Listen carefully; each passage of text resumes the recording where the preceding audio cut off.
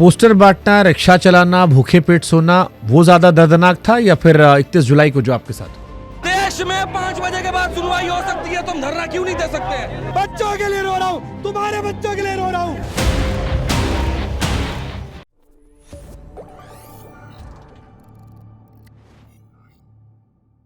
Poster बांटना, rickshaw चलाना, भूखे पेट सोना, वो ज्यादा दर्दनाक था या फिर 31 जुलाई को जो आपके साथ हुआ? दोनों अपने अपने जगह पर सर थे, लेकिन पहला वाला जो था वो हील तब हो गया जब हमने लाइफ में कुछ पा लिया। तो ऐसा लगता है कि हाँ वो एक संघर्ष था और उसको सुन करके उसको याद करके खुशी मिलती है।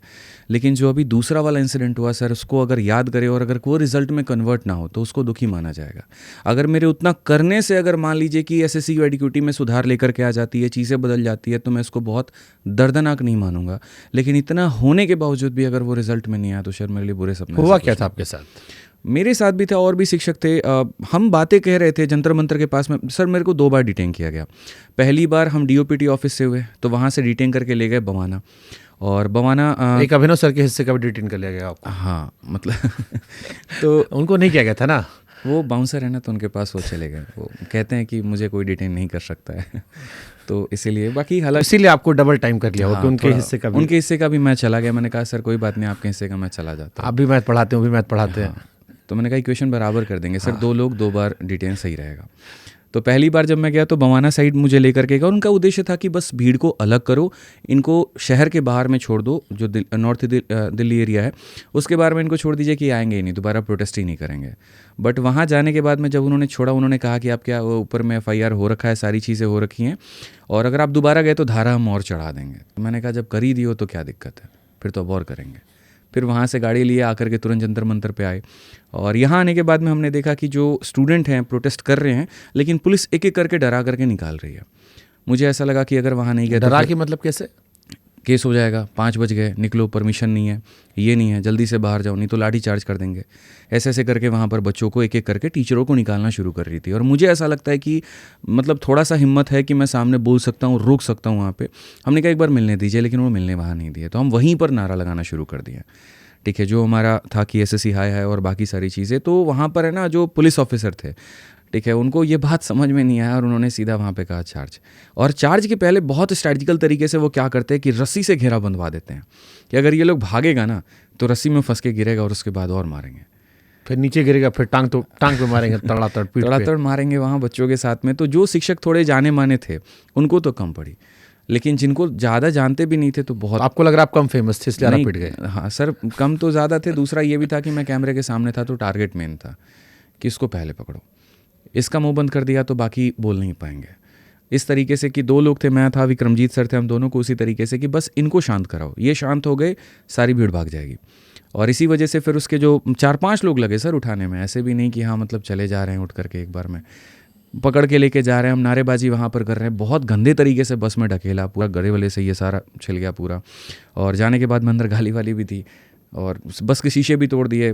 और मीडिया वालों से हम बात करने की कोशिश कर रहे हैं तो बस का शीशा वो बंद कर रहे हैं कि नहीं तुम्हें बात नहीं करने देंगे। मैंने कहा मेरा अधिकार है यहाँ पर कि मैं उनको बता पाऊँ कि हो क्या रहा है, बात ही नहीं करने देंगे। तो ऐसा लग रहा था कि पूरा कंट्रोल्ड इन्वायरमेंट है।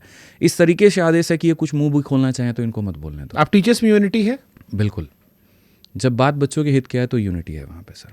हाँ थोड़ी बहुत डिस्क्रिपेंसीज हो जाती हैं, लेकिन उसके अगेंस्ट पे ये नहीं कह सकते कि हम बिल्कुल भी यूनाइटेड नहीं हैं। क्योंकि मार्केट में एक परसेप्शन ये भी चल रहा था कि बच्चों की समस्या का समाधान हो ना हो, सारे टीचर्स के फॉलोअर बढ़ जा रहे हैं, सब दबा के दिन रात वीडियो बना रहे हैं 24 घंटा और उस इमोशंस को इनकैश करना चाह रहे हैं। और अलग अलग पॉइंट ऑफ व्यू भी नहीं रखे जा रहे, एक कॉमन मिनिमम प्रोग्राम बना के भी नहीं आए, स्ट्रेटजी भी कॉमन नहीं है।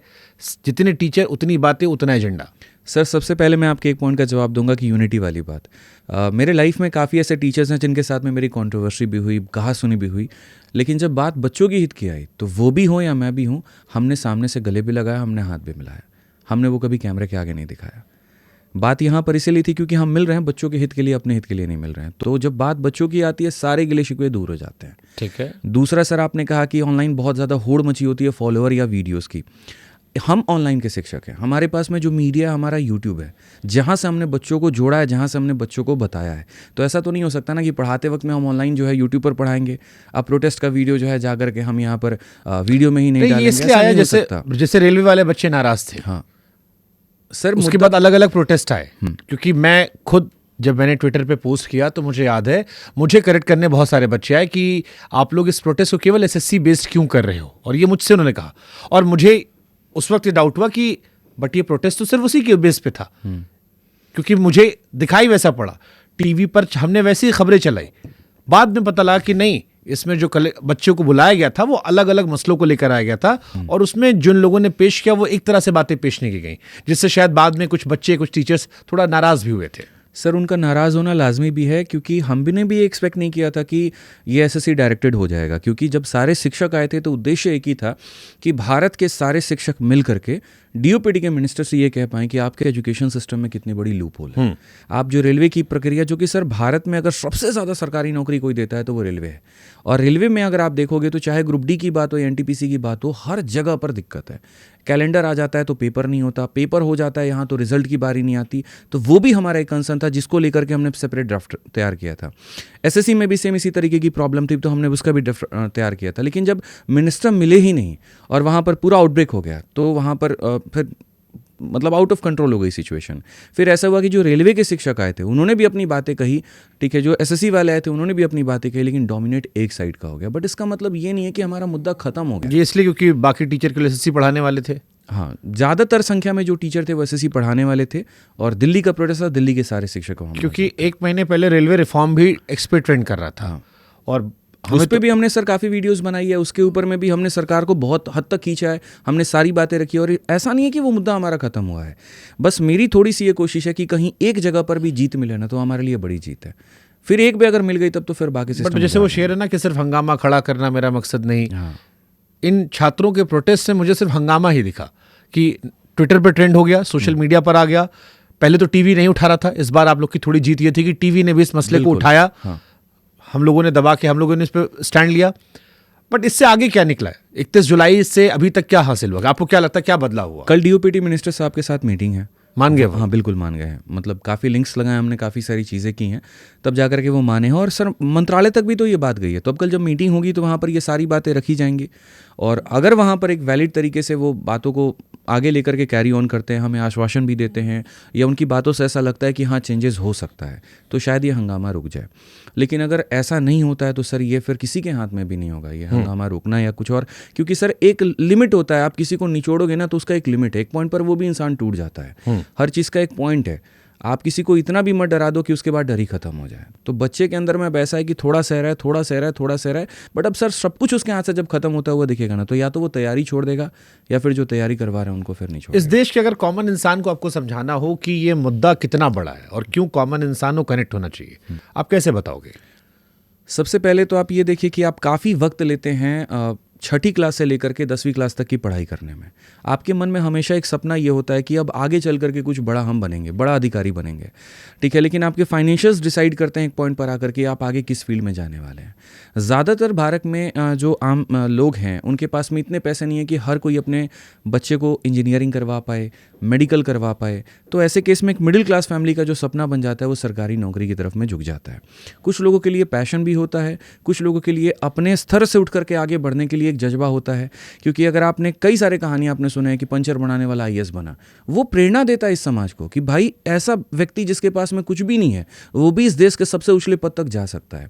और जब वो प्रेरणा के आधार पर वो तैयारी करने आता है और तैयारी करने में कई साल वो झोंक देता है, अथाह संघर्ष उसका होता है। कई रात ऐसे होते हैं जहाँ वो भूखे पेट सोता है, कई रात ऐसे होते हैं यहाँ पर कि रात भर लाइब्रेरी में निकल जाएगा, उसको अपने सेहत का नहीं पता, परिवार में शादी है, भाई बहन की शादी है, कई सारे फंक्शन है, छठ है, दिवाली है, सब छोड़ना पड़ता है। छठ हमारे यहाँ का महापर्व होता है, हम उसको छोड़ करके भी लाइब्रेरी में बैठ करके दिन रात कलम घिस रहे होते हैं। और इतना मेहनत करने के बाद में जब आप जाते हैं और आपके साथ पेपर में नाइंसाफ़ी होती है, सिर्फ 2 मिनट आपका माउस काम नहीं करता, मैं कहता हूँ सर 30 सेकंड अगर आपका माउस काम नहीं किया ना सर आप फेल हो, बाहर हो आप। जनरल कंपटीशन है ये, यहाँ पर फाइट सेकंड का है, यहाँ पर फाइट नॉलेज का नहीं है। अगर हम एसएससी बाकी परीक्षाओं की बात करें, एक एक सेकंड बहुत मायने रखता है। मैं हर वक्त पढ़ाते वक्त भी ये बात कहता हूँ कि भाई मैं तुम्हें किसी क्वेश्चन को 10 सेकंड में भी उड़ाना सिखा दूंगा, क्योंकि मांगता ही सर ये तैयारी वही है। और काबिलियत होने के बाद सिस्टम के फेलियर की वजह से अगर वो बच्चा आगे नहीं बढ़ता है तो सर वहाँ पर 1 या 2 दिन बर्बाद नहीं होते, पूरा 1 साल बर्बाद होता है।